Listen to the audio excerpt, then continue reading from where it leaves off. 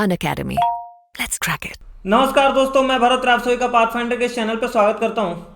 तो दोस्तों, Israel Hamas war जैसे जैसे आगे बढ़ते जा रहा है, इसमें हमें बहुत सारी नई डेवलपमेंट्स देखने मिल रही हैं।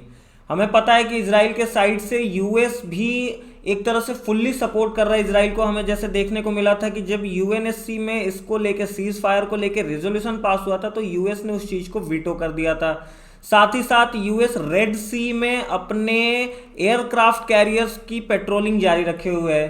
तो एक तरह से यूएस काफ़ी क्लोज वॉच रख रहा है इजराइल हमास वॉर पे और उन रेड सी रीजन्स में। बिकॉज रेड सी की अगर बात करें या फिर हम सुएज कैनाल वाले रीजन्स की बात करें या नीचे आके स्ट्रेट ऑफ हॉर्मुज वगैरह की बात करें तो ये काफ़ी ज़्यादा ट्रेड के लिए इंपॉर्टेंट रूट्स हो जाती हैं। और अगर इन रूट्स पे कुछ असर पड़ता है तो ट्रेड पे एक बहुत बड़ा इंपैक्ट पड़ेगा पूरे ईयू के लिए और साथ ही साथ यूएसए के लिए भी। क्योंकि अगर एशिया में आना है ईयू को तो सबसे आसान रास्ता और सबसे क्लोजेस्ट रास्ता अगर कोई मिलता है तो वो सुएज कैनाल से होते हुए नीचे स्ट्रेट से निकलते हुए ही मिलता है। तो एक तरह से अगर हम देखें तो ईरान काफ़ी ज़्यादा इसमें इन्वॉल्व होने की कोशिश कर रहा है और यूएस जो इसमें ऑलरेडी इन्वॉल्व है तो ईरान ने अभी हाल ही में उसको थ्रेटन किया है। Iran threatens Mediterranean closure over Gaza without saying how. Iran ने अभी थ्रेटन किया यूएसए को कि अगर यूएसए ने यहाँ पे जो गाजा में वो क्राइम्स हो रहे हैं उसको कंटिन्यू रखा तो हम मेडिटेरेनियन वाले रीजन को क्लोज कर देंगे। बट उन्होंने ये नहीं बताया कि कैसे करेंगे। तो यहाँ पे आप देख सकते हो that will close Mediterranean sea for US if Gaza crimes continue, Iran threatens. तो हम इसकी थोड़ी जियोग्राफिकली एनालिसिस करेंगे कि क्या ये सच में ऐसा पॉसिबल हो सकता है। क्या ईरान उस रीजन को बंद कर सकता है यूएस के लिए या बाकी ईयू की कंट्रीज के लिए। तो इसके बारे में हम एक डिटेल एनालिसिस करेंगे और देखेंगे कि अगर ये एक्चुअली बंद हो जाता है तो कितना बड़ा इंपैक्ट पड़ेगा और कैसे अदर रास्ते निकाले जा सकते हैं। तो इस चीज़ की हम एक डिटेल एनालिसिस करेंगे। तो चलिए शुरू करते हैं। लेकिन शुरू करने के पहले मैं आपको बताना चाहूँगा कि अगर आप हमारे साथ अपनी आईएएस प्रिपरेशन स्टार्ट करना चाहते हैं तो हमारे 2025-26 स्टूडेंट्स के लिए जो अपीयर होने वाले हैं उनके लिए बैचेज जो हैं वो 30 दिसंबर से स्टार्ट हो रहे हैं। हमारे ऑफलाइन सेंटर्स करोल बाग में और मुखर्जी नगर में जो खुले हुए हैं वहाँ पे। अगर आप कल के पहले यानी कि 24 दिसंबर के पहले इनरोल करते हो और BR10 कोड मेरा यूज़ करते हो तो आपको इंस्टेंट 40% ऑफ मिलेगा। यानी कि जो प्राइसिंग पहले 1,75,000 की थी वो अब सीधे 1,09,999 की हो जाएगी। तो देर ना करें और इस QR कोड को स्कैन करें। अगर आप इस QR कोड को स्कैन करते हो तो एक गूगल फॉर्म या काउंसलिंग फॉर्म खुलेगा। उस काउंसलिंग फॉर्म को आप अगर फुल्ली फिल करेंगे, डिटेल्स अपनी डालेंगे उसमें, तो हमारी अनअकैडमी की टीम जो है वो आपको कांटेक्ट करेगी और सारी डिटेल्स पूरी प्रोवाइड कर देगी। साथ ही साथ अगर आप दिल्ली नहीं आ सकते हैं और प्रयागराज में रह के पढ़ाई करना चाहते हैं या फिर आप उस एरिया के आसपास रहते हैं तो प्रयागराज में भी हमारे ऑफलाइन सेंटर्स खुल रहे हैं जहां पे आप अपना एडमिशन ले सकते हैं और वहां पे बैचेज 4 जनवरी से स्टार्ट होने वाले हैं। अगर आप मेरा कोड यूज़ करते हो BR10 तो आपको इंस्टेंट 10% डिस्काउंट मिलेगा और इस गूगल फॉर्म को स्कैन करके आप वहाँ पे फिल कर सकते हो कि हाँ मुझे प्रयागराज वाले सेंटर में पढ़ना है। अगर आपको अधिक जानकारी चाहिए तो ये कॉन्टैक्ट नंबर है, आप इस कॉन्टैक्ट नंबर पे कॉल करें और हमारी अनअकैडमी की टीम आपको पूरी तरह से गाइड कर देगी। यहाँ पे ये आप प्राइसेस देख सकते हो। ये यूपीएससी प्रीलिम्स कोर्स 2024 के लिए 5 मंथ का है क्योंकि अब 5 महीने ही बचे हुए हैं।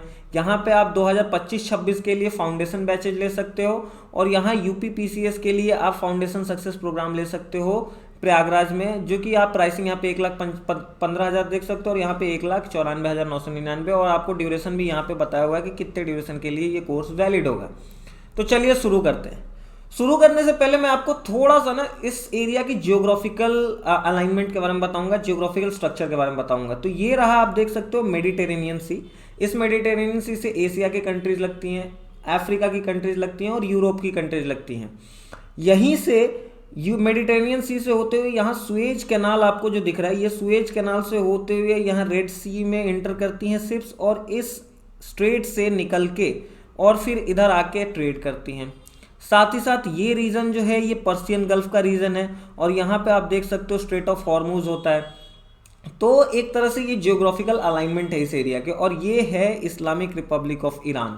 तो ईरान ने अभी धमकी दी है कि अगर यूएसए ने क्राइम्स बंद नहीं करें तो हम मेडिटेरेनियन को क्लोज कर सकते हैं। अब मेडिटेरेनियन में आने का एक और रास्ता है। अगर आप इधर आओगे, मतलब मेडिटेरेनियन सी के वेस्ट साइड में आओगे तो आपको यहाँ पे एक स्ट्रेट मिलती है, straight of Gibraltar. Gibraltar Gibraltar नाम से आता है, तो जिब्राल्टर की स्ट्रेट भी है जहाँ से आप मेडिटेरेनियन में इंटर करते हो और फिर ये स्ट्रेट सुएज कैनाल से मेडिटेरेनियन से बाहर निकलते हो। अब अगर हम थोड़ी सी ज्योग्राफिकली देखें तो क्या ईरान इन रीजन्स को बंद कर सकता है डायरेक्टली? तो डायरेक्टली तो यहाँ पे फिजिबल दिखाई नहीं दे रहा है कि मेडिटेरेनियन सी ईरान बंद कर सकता है। तो अगर हम देखें यहाँ पे कि क्या उनका स्टेटमेंट आया, वो कैसे बोल रहे हैं, सो यहाँ पे लिखा हुआ है an Iranian revolutionary guards commander said that Mediterranean sea could be closed if the United States and its allies continued to commit crimes in Gaza. Iranian media ने इस चीज़ को संडे को रिपोर्ट किया और यहाँ पे उन्होंने बोला है that they shall soon await the closure of the Mediterranean sea of the strait of Gibraltar and other waterways. तो यहाँ पे वो बोल रहे हैं कि हम जिब्राल्टर वाले वाटरवे को बंद कर देंगे और यहाँ पे मोस्ट प्रोबेबली वो सुएज कैनाल अदर वाटरवेज में बात कर रहे हैं, या फिर ये नीचे का जो स्ट्रेट है एडन के पास से जो निकल रहा है, और पर्शियन गल्फ वाले रीजन्स को तो वो डायरेक्टली बंद कर ही सकते हैं क्योंकि straight of Hormuz just Islamic Republic of Iran के नीचे है।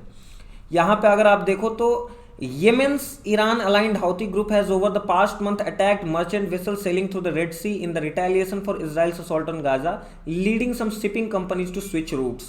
अब यहाँ पे जब ये अटैक्स करते थे पहले इस रीजन्स में, वो लोग काफ़ी ज़्यादा अटैक करते हैं। हाउथी जो येमेन के रिबेल्स थे, येमेन यानी कि ये कंट्री के रिबेल्स थे, वो यहाँ पे रेड सी से जो कुछ शिपमेंट्स आती थी उनको अटैक कर देते थे, जिसकी वजह से रूट चेंज करना पड़ गया था।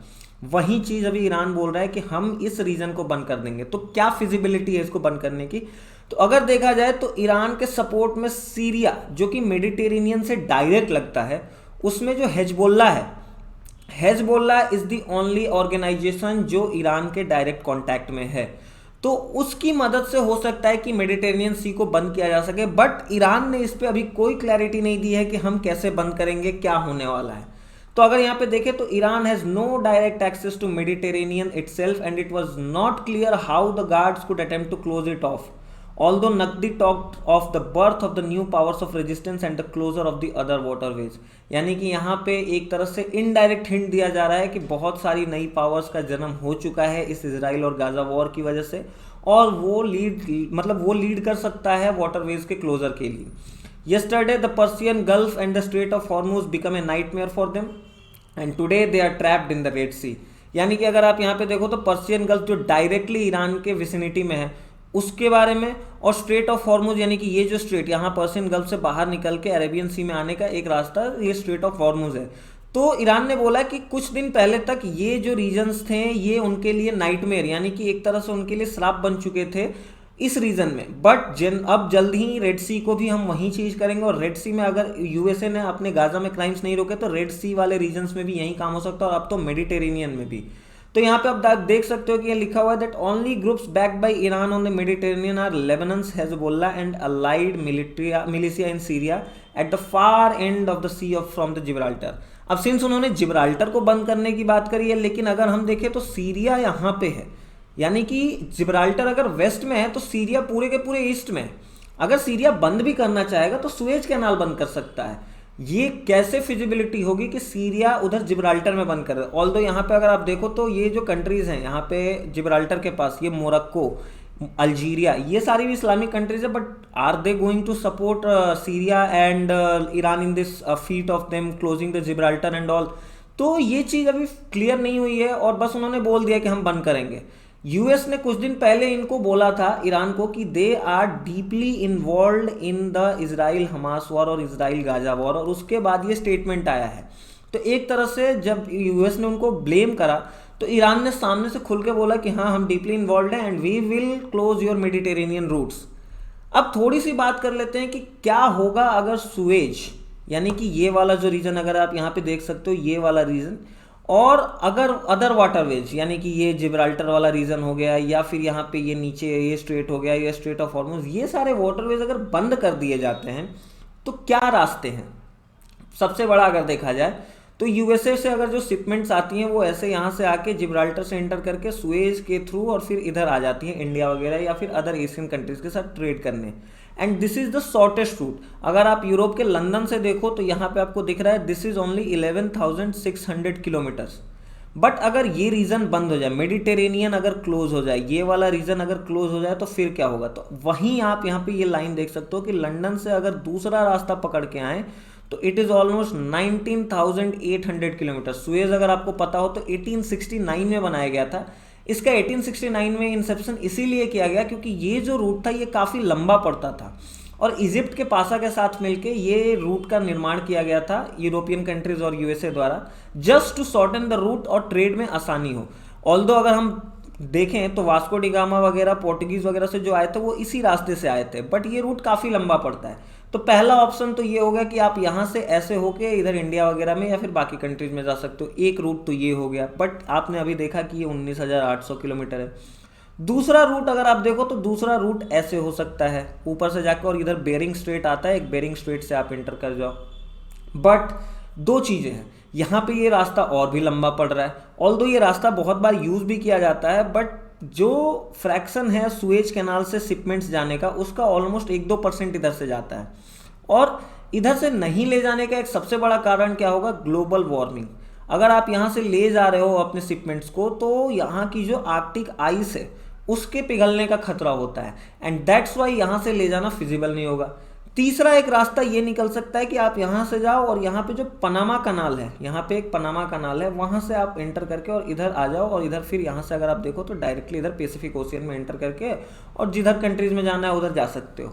बट द थिंग इज कि पनामा कनाल जो है वो काफ़ी छोटा है और वहाँ पे बहुत सारी शिपमेंट्स जो लार्ज साइज की होती हैं वो क्रॉस नहीं कर सकती हैं, तो पनामा कनाल भी उतना फिजिबल रूट नहीं है।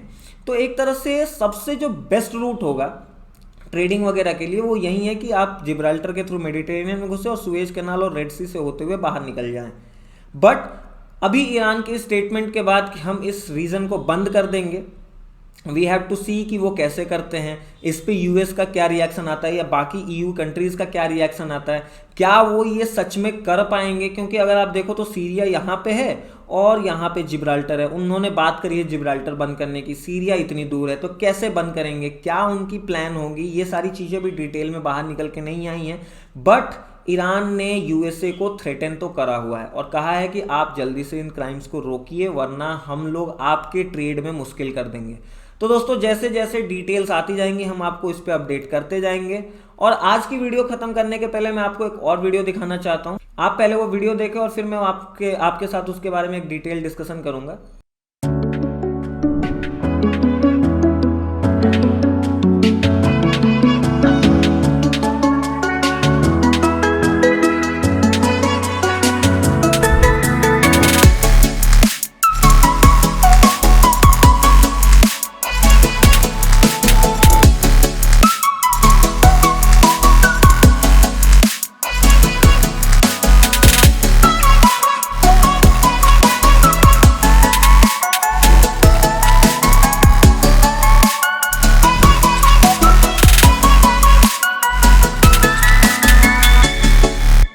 तो दोस्तों ये था हमारा अनअकैडमी ऑफलाइन सेंटर।